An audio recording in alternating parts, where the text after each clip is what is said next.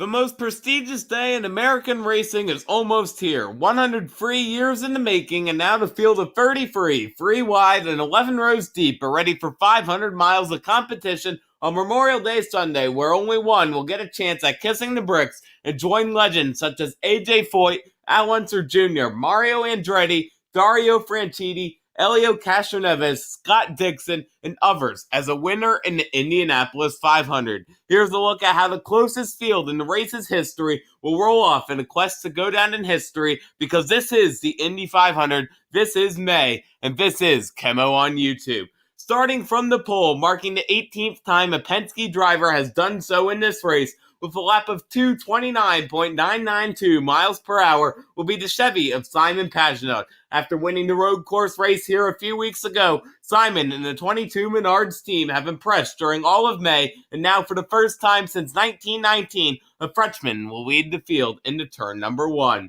Qualifying runner-up in his number 20 Preferred Freezer Services Chevrolet, only 7/100ths of a second off of the pole with a lap of 229.889 miles per hour, will be three-time pole sitter of this race, Ed Carpenter. Starting from third, completing the all-Chevrolet front row will be the Ed Carpenter Racing number 21 Auto Geek entry of Spencer Pigot. After ripping off a lap of 229.826 miles per hour, the driver who was fastest on Saturday will now be looking for his first career win on motorsport's biggest stage.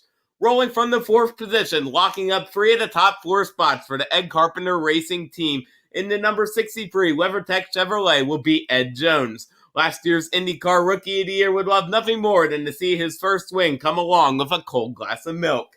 Fifth place starter is the highest qualifying Honda entry. At only 19 years old with a lap of 229.086 miles per hour in the number 88 gas biogas car, it's COLTON HERTA. The IndyCar rookie shows speed every week and could be a threat to claim his second win on the season and join fellow driver Alexander Rossi as a winner at the Brickyard in his rookie season. Rounding out row number 2 in the number 12 Team Penske Verizon 5G Chevrolet is your defending race winner out of Australia, Will Power. Following a blazing fast lap of 228.645 miles per hour, this 12 team is looking for the Indy repeat, something that has only been done 5 times in the race's 103-year history.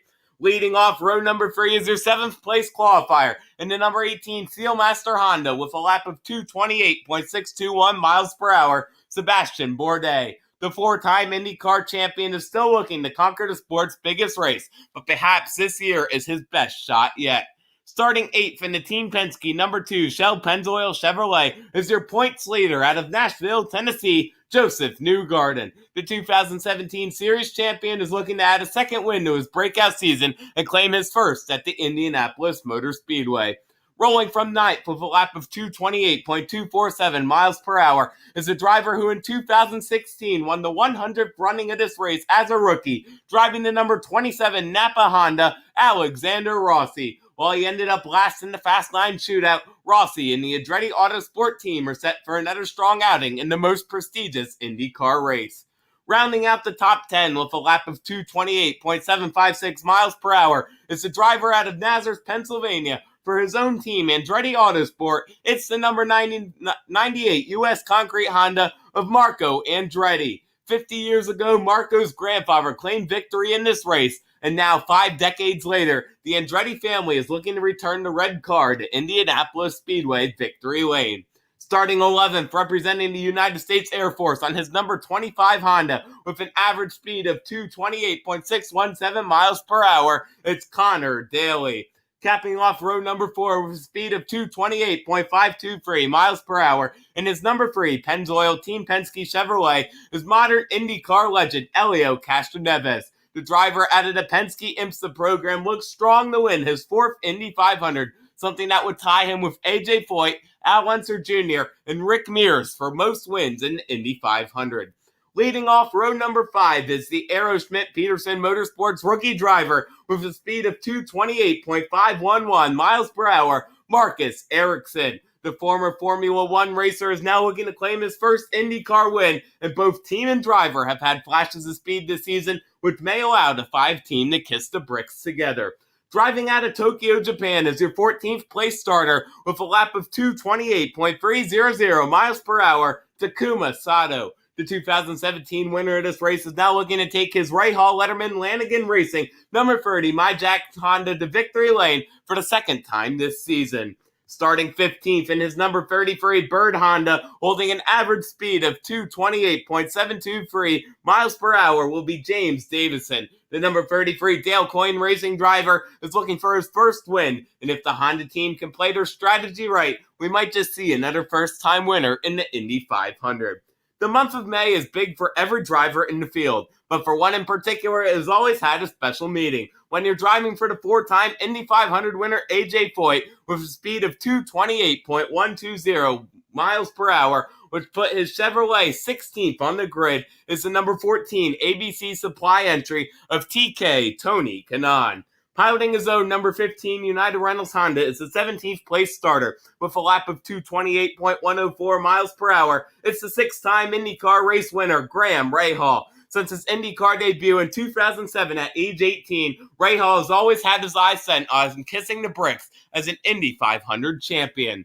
Driving for Chip Ganassi Racing with a speed of 228.100 miles per hour is one of the most decorated drivers in the field, Scott Dixon. The five-time IndyCar champion won this race in 2008 and is now looking to once again cross the yard of bricks in his number 9 PNC Bank Honda. Starting 19th in his return to the series with a top speed of 227.991 miles per hour for the number 77 Lucas Honda team, it's longtime racing legend Oriol Servia. The Motor Gators Strange Racing team is returning to the track for the first time this season, and Oriol would love nothing more than to win his second IndyCar race and add to his longtime legacy in open-wheel racing. Returning to the Carlin Racing number 23 Chevrolet for the first time since the season opener at St. Petersburg is 20th place qualifier Charlie Kimball. The driver with type 1 diabetes will be competing with a specially made glucose monitor inside his car. Kimball will also be looking to make history as the first Indy 500 winner with the disease. Rolling off from the grid on 21st position in his number 48 Salesforce Chevrolet for Reinbold Racing Team is J.R. Hildebrandt. J.R. will be making his first start in the series since this event last year, and he is now looking to mark his return to the wheel with his first IndyCar win.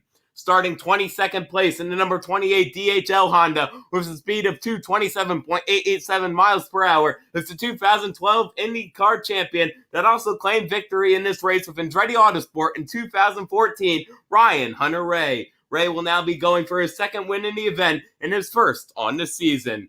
23rd place starter for Dale Coyne Racing with a time of 227.731 miles per hour will be the number 19 Clydell Honda of rookie Santino Ferrucci. Coming over from the Haas F1 program, Santino will now be competing in his first Indy 500 with his first career win in sight.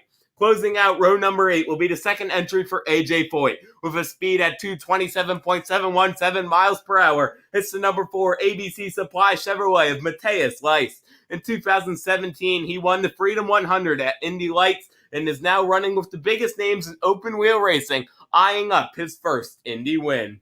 Taking the green from 25th position will be the Meyershank Racing number 60 Sirius XM Honda of Jack Harvey. With a speed of 227.695 miles per hour, the IndyCar rookie will start in his first Indy 500.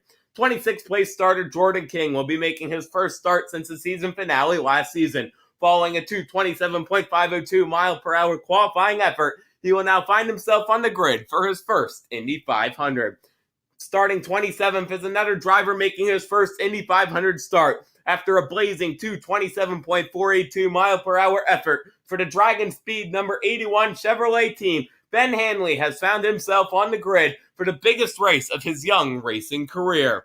Leading the way for row number 10 is the Andretti Autosport rookie in his third Indy 500 with a lap at 227.341 miles per hour. It's the number 26 Gamebridge Honda of Zach Veach. The Andretti Autosport development driver will once again be chasing his first career win. Rolling off from 29th with a speed clocking in at 227.297 miles per hour is the Chip Ganassi Racing rookie Felix Rosenqvist. Chip Ganassi likes winners and is rarely known to hire rookie drivers, but Felix is trying to prove that he has what it takes and bring the number 10 NTT Data Honda team their first sip of milk. Starting from 30th will be the only female in the field. After being counted out by most, Pippa Mann laid down a 227.244 mile per hour lap and will now find herself in her first Indy 500. This Clausen Marshall racing team has won everything there is to on dirt, and are now looking to kick off their IndyCar campaign by taking the number 39 Driven to Save Lives Chevrolet to victory lane.